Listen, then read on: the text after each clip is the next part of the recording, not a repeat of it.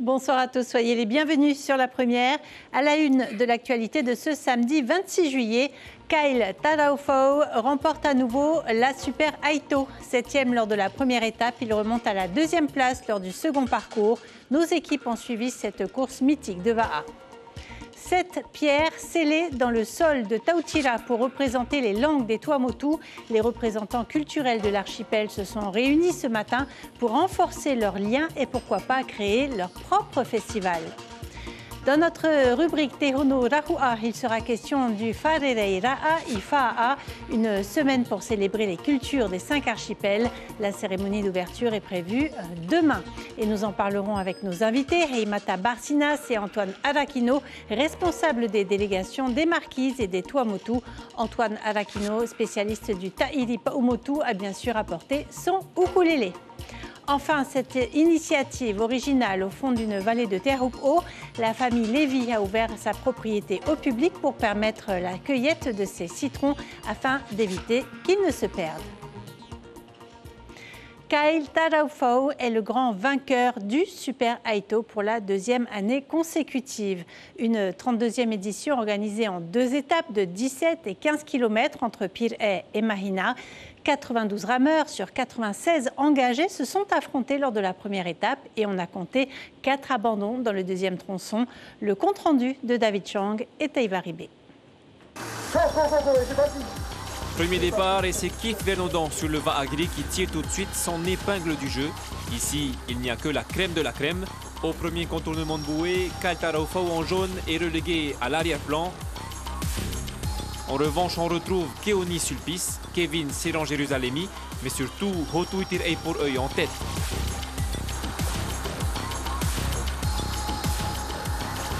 Les conditions sont très calmes en ce mois de juillet.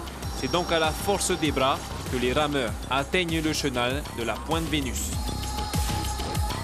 Et bientôt arrivé dans le chenal à Mahina, j'ai essayé d'attaquer pour revenir en tête. Et ça a marché et après, dès qu'on a tourné, on a atterri dans le petit cerf là, j'ai commencé à attaquer. Au retour, Brice et Hotu Itir'ei se partagent la première place, mais ce dernier réussit à creuser l'écart. Quelle est la stratégie là, sur la 2e étape? Vu que j'ai un peu d'avance sur tous les copains là, j'essaie de gérer au mieux, ne pas me précipiter. Je ne sais pas si j'ai une trentaine de secondes sur Brice. Et bon, c'est rien du tout ça, on sait très bien que dans le vent, tant qu'on n'est pas encore franchi la ligne d'arrivée, c'est rien n'est fini. Allez. À la 2e étape de 16 km, le parcours est presque le même. Tuatea Tereyamano arrive premier, mais c'est bien Kyle Taraufau qui a le meilleur cumul des temps. Il gagne la Super Aito en 2h53 minutes. Je ne dis pas que j'y croyais pas. Je savais que j'avais fait le travail qu'il fallait. Maintenant, voilà, j'attendais les résultats officiels. J'étais très content de repartir encore avec le maillot jaune. C'est sûr que ce matin, le maillot il était assez lourd. Avec la concurrence qu'il y a maintenant dans le monde du vent. Comme c'était un petit parcours, j'ai tout donné la remontée, assez contrôlé. Après, dans le surf, j'ai essayé d'être le plus précis possible et de jauger aussi les coups suivants. La nouveauté cette année, c'est l'ajout des courses de stand-up paddle et de kayak. Dans cette discipline, Hector Reno arrive premier. J'ai poussé très fort moi, au début pour essayer de justement ne pas perdre de temps, de faire l'écart le plus vite possible. Donc j'ai réussi dès le virage à être tout seul, mais je crois que ça a bataillé fort derrière pour essayer de remonter. Et je savais que quand Jonathan est là, je sais que je ne peux pas trop me relâcher, sinon je le paye cher. Chez les juniors, Richard Campbell est Super Aito, suivi de Mawar Inui Pani et de Tane Mouang.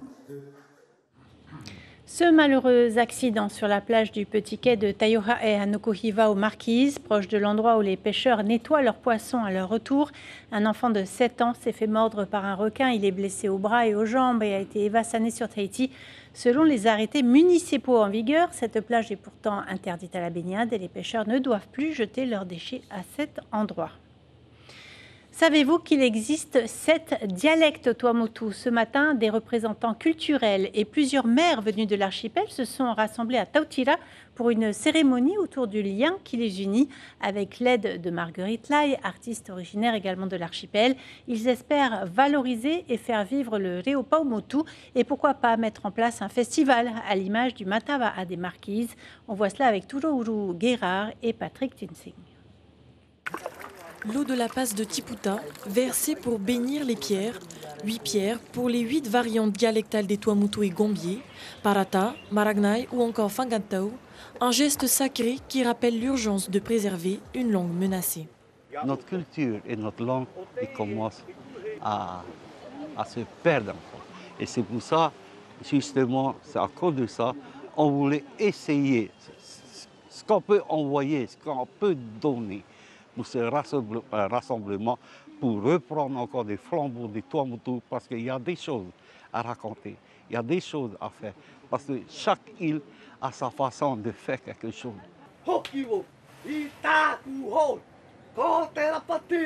Momorar, un haka entièrement en Paumotu, les mots anciens prennent vie devant les familles et certains maires de l'archipel. Aux côtés de la stèle de Hokulea, la cérémonie prend tout son sens. C'est ici, à Tautira, que les premiers Paumotu auraient posé pied à Tahiti. Il y a vraiment ce lien entre les îles Tuamotu, en particulier Anna et notre section commune de Tautira. C'est un endroit symbolique, c'est un endroit où les navigateurs à l'époque, c'était un passage obligé pour eux de faire un stop ici. À terme, les habitants et plusieurs maires des Tuamotu souhaitent créer leur propre festival culturel et linguistique, un réveil identitaire nourri par la fierté et l'envie de transmettre aux futures générations. Le peu que nous avons continué à parler, mais j'en suis sûr dans l'avenir, tôt ou tard, avec les moyens et la technologie, tout va revenir. Ce lundi, la légendaire pirogue Hokulea accostera à la pointe de Tautira, une escale chargée de sens pour porter plus loin encore ce message de renaissance culturelle. On parle encore des Tuamotu, mais aussi des autres archipels grâce à l'événement Wharereira Ifa'a. C'est notre page Te Hono Rahua.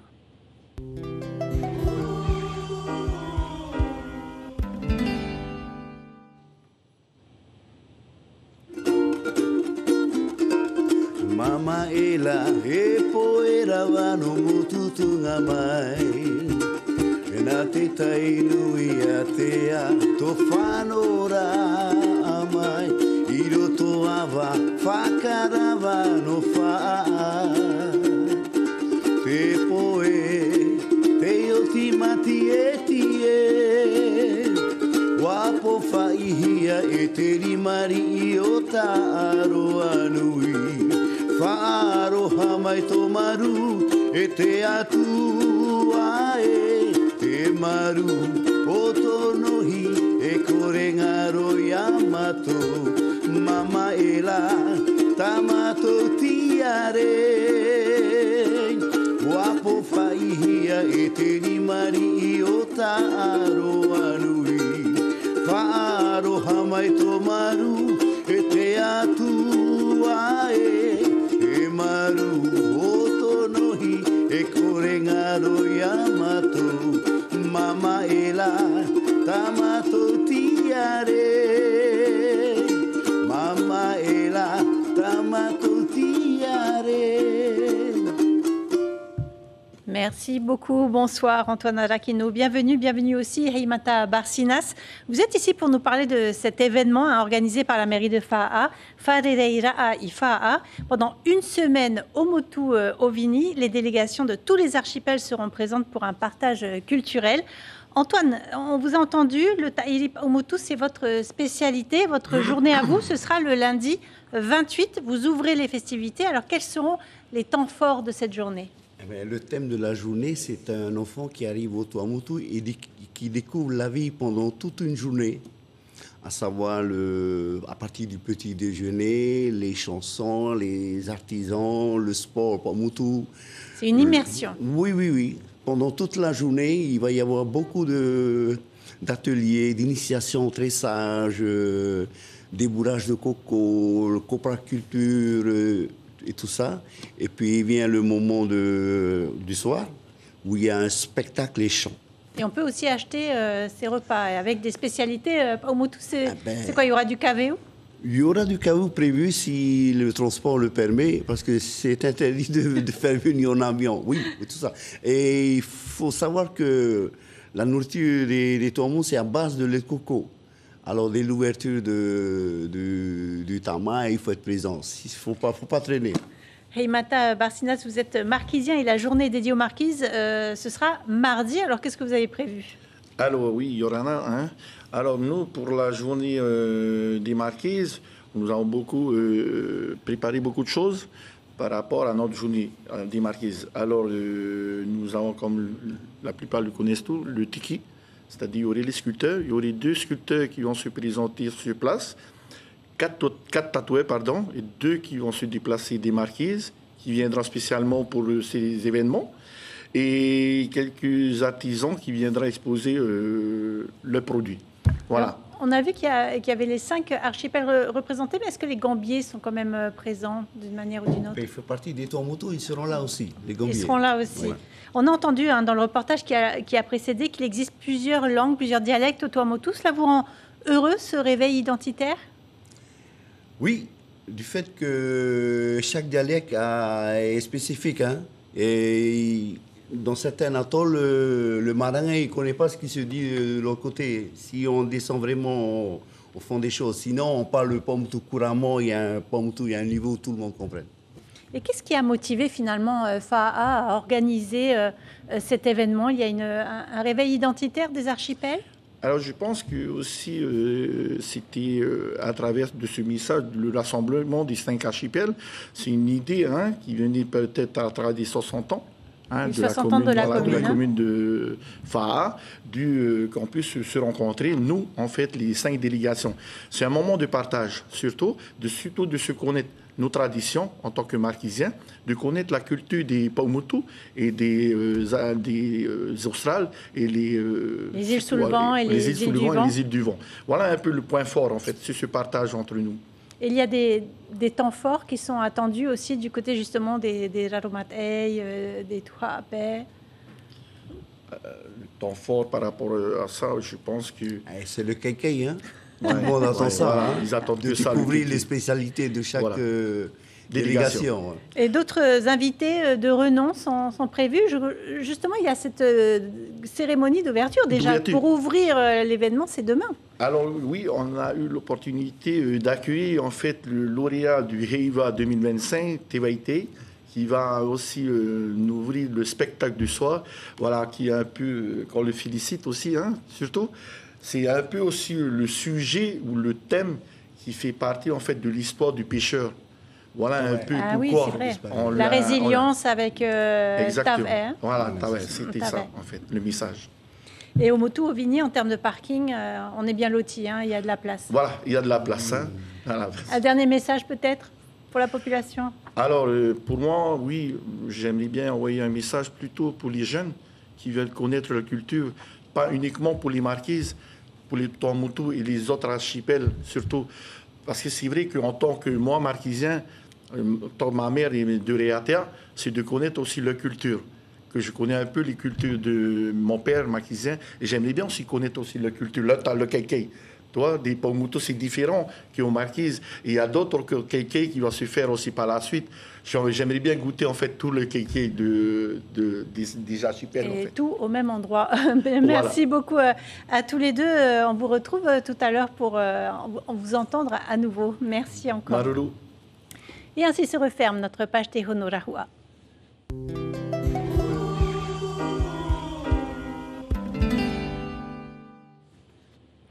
Nous vous en parlions hier, la 6e édition du Festival des Raromatei débute demain également à Raiatea. Les délégations arrivent petit à petit. Raiatea, Ta'a, Huahine, Bora Bora et Maupiti sont représentés, ainsi que des invités d'honneur venus de Aotearoa, Hawaï et Rapa Nui. Polynésie la première assure une couverture 100% numérique et en direct à partir de demain 18h30. Et puis des massages, des bains d'eau de source, un petit peu d'aquagym, autant de moments détente proposés par Tahiti Tourisme lors du Tere Ha'amaitei. 75 personnes ont pris le truck au départ de Punaauia pour des arrêts à Mataia et à Papeari. Les 3 trucks animés et fleuris ont permis une visite authentique de la côte ouest sur le thème du bien-être. Les précisions de Lionel Teihotu au micro de Sandroli et Mirko Randfou. Sur chaque arrêt, on essaie de proposer une initiation de remise en forme, ou sinon, bien sûr, faire en sorte à ce que nos masseurs qui nous suivent puissent donner quelques sessions de micro-massage surtout, parce qu'il y a du monde, donc il faut gérer, il faut que tout le monde ait pu faire une petite séance au moins une fois dans la journée, et bien sûr avec des activités, et on essaie forcément de faire aussi déguster certains produits locaux bien sûr, qui permettent de rester et de favoriser cette ambiance de bien-être à la fois sur le plan humain mais aussi sur le plan visuel. On va dire que les 5 sens sont très développés forcément pendant le Téléhamété. Encore plus loin de la capitale, à la presqu'île, cette initiative originale, plutôt que de laisser s'abîmer les fruits de ces 40 citronniers, la famille Lévy a décidé d'organiser une cueillette en mode self-service en fixant le prix au kilo à seulement 500 francs.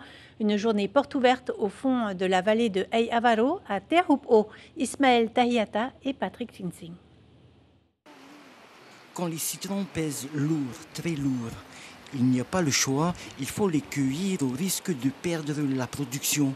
Au pire, les pieds de citron.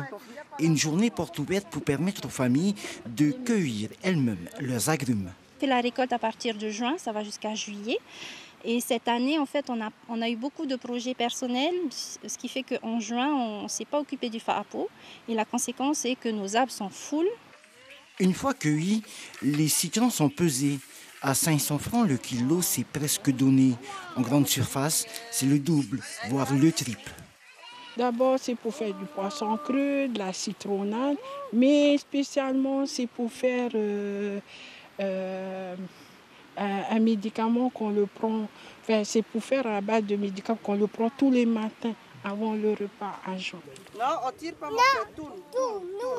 Tourner plutôt que tirer, cueillir les citrons, oui, sans abîmer les branches, c'est mieux. Bravo. Ici, il est possible de joindre l'utile à l'agréable, profiter de l'air rafraîchissant de la vallée et du beau temps. C'est génial parce qu'en fait, ça nous donne l'opportunité de venir en famille, c'est les vacances. C'est quelque chose qu'on ne fait pas souvent. Avant, on habitait en France et du coup, en France, il y avait beaucoup d'événements ou d'activités comme ça, mais ça fait du bien de faire ça ici. Ces citronniers ont été plantés en 1984 par le patriarche de la famille Lévy. Les pieds s'étendent sur plus de 2 hectares. On est surtout venus avec les enfants parce qu'on ne connaissait pas du tout l'endroit. Et comme c'était marqué sur Facebook, on pouvait venir avec les gamins, la crème solaire, profiter du spot. Et puis bien sûr, cueillir les citrons, c'est le petit bonus. Cette journée aura permis d'accueillir une quarantaine de visiteurs pour un total de 100 kilos de citrons vendus.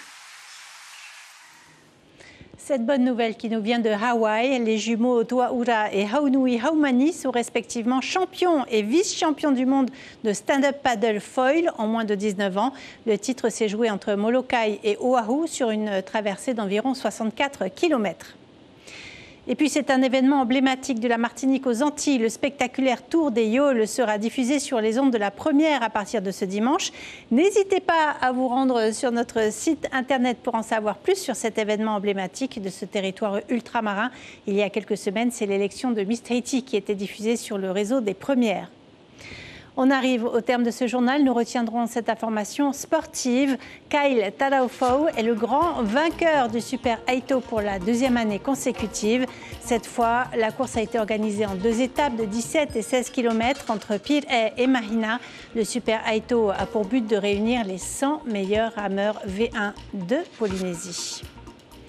À suivre sur la Première, le feuilleton Amour parfait. Il sera suivi du concert du groupe Imagine Dragons au château de Chambord.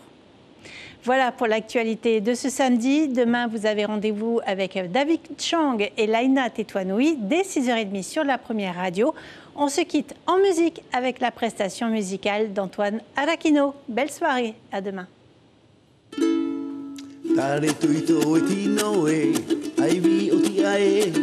Tawararo te wahi haumaru e I whaanu e Te ieo tō e I oa O te whana I haura I e Te pihia I te mautipuna e Te matamua e Nā tō mama he tō papa I horo mai te ie ai ai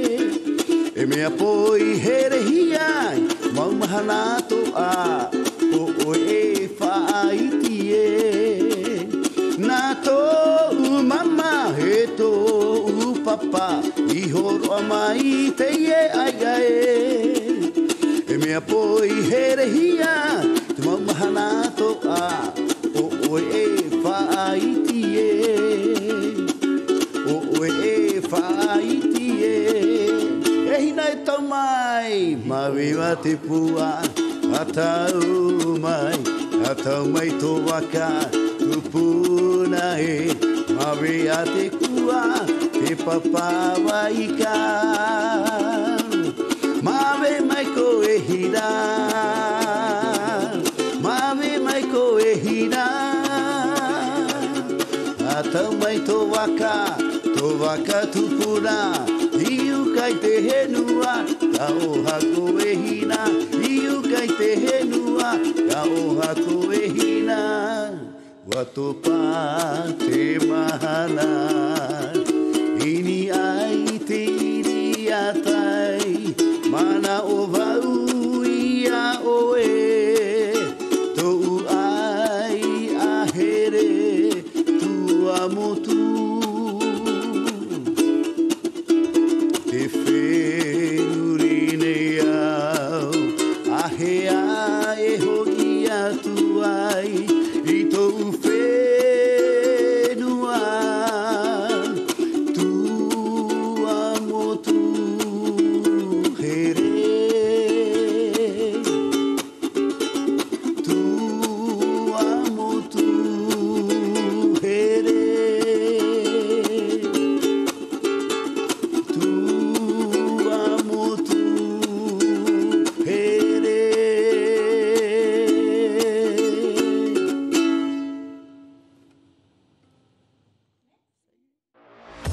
Retrouvez toute l'info sur WhatsApp en scannant notre QR code.